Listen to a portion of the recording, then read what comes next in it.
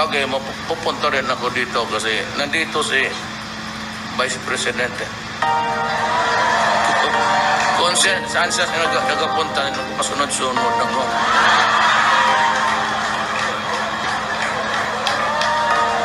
Pero, diuda kasi, anod pa ako sa, anod ako sa asawa.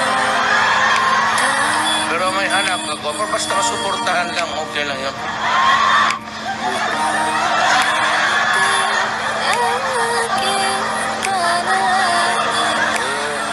Sabi dyan sa, huwag ka mayaan.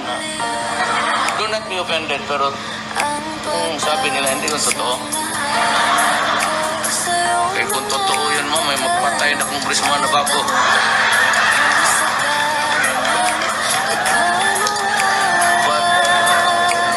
Para mabiyuda ulit. You know,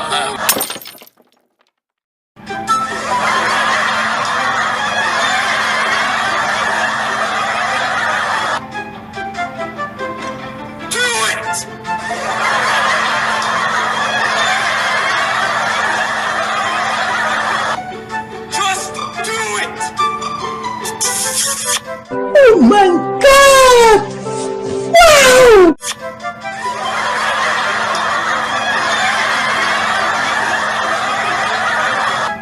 maybe I just want to discuss with my fellow human being. Hindi ako kayong tipong, kami nandito ngayong gabi kasi kami kung manalo. Wala rin mangyari sa bayan na to. Sa aming katamad, ulol kayo.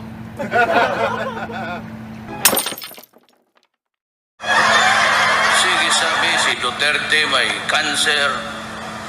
Tapos yung dito banda sa puwid, yung kulong. Pati ako tuloy araw-araw na nagdududa na rin ako. Pero every time maligo ako, kut-kuting ko yung... Tapos amuin ko. Di ba? Amoy tae lang.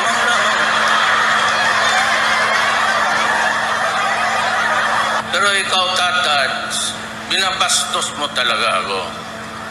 Ikaw yung nagsasabi, may cancer ako, hindi na ako magtagal, gano'n. Ikaw, anong masasabi ko sa iyo? Mas masahol yung iyo. Alam mo bakit? Kasi ikaw ay hindi na pwede. You have a diabetes. At ikaw ay hindi ka na makatayuan ng protein.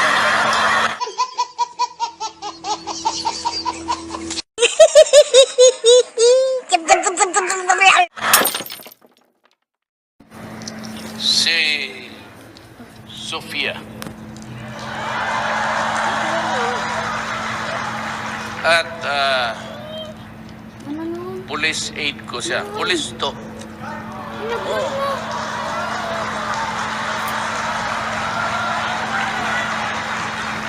Kita mo na mga aid ko, ha? She was a contestant ng Miss Earth. Finalist dyan. Finalist. Taga Bagyo. Bagyo, kababayan niyo to. At gusto mo silang i-greet? Iyain mo sila. Ay, walang kumusta kayo? Hindi na, i-greet mo. Ilukana ka lang. Naimbag nga rabi, ka na kayo amin.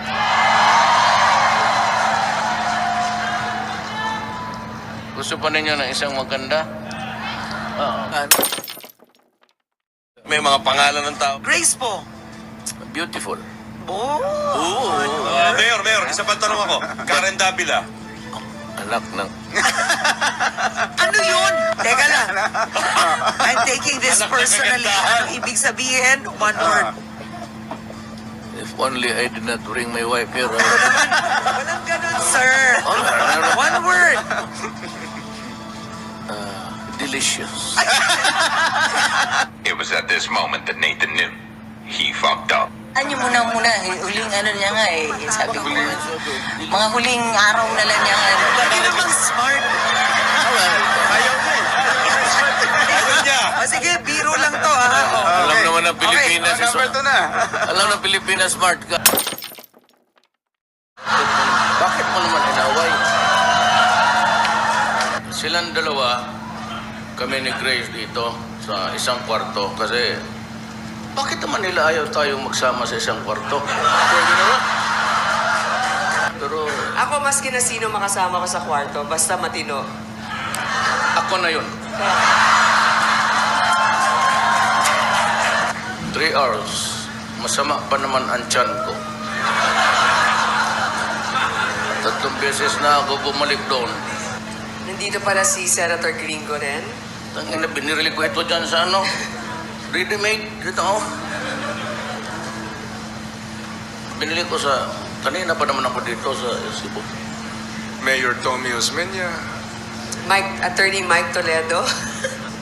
Secretary Ace Durano.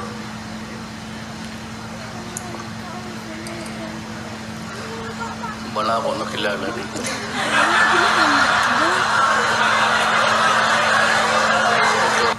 Mukhang talo na ako dito sa butuhan. Hindi, ganito na lang. Yung hindi natawag dito ng dalawa, dito na kayo sa akin.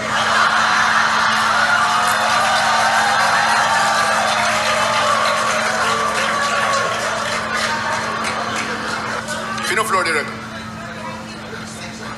Pwede man lang mag-toilet break habang nag-aantay. Ah, sige, okay. Excuse me. Sir, kaya toilet break. Pangatlong ihi mo na yan, Mar.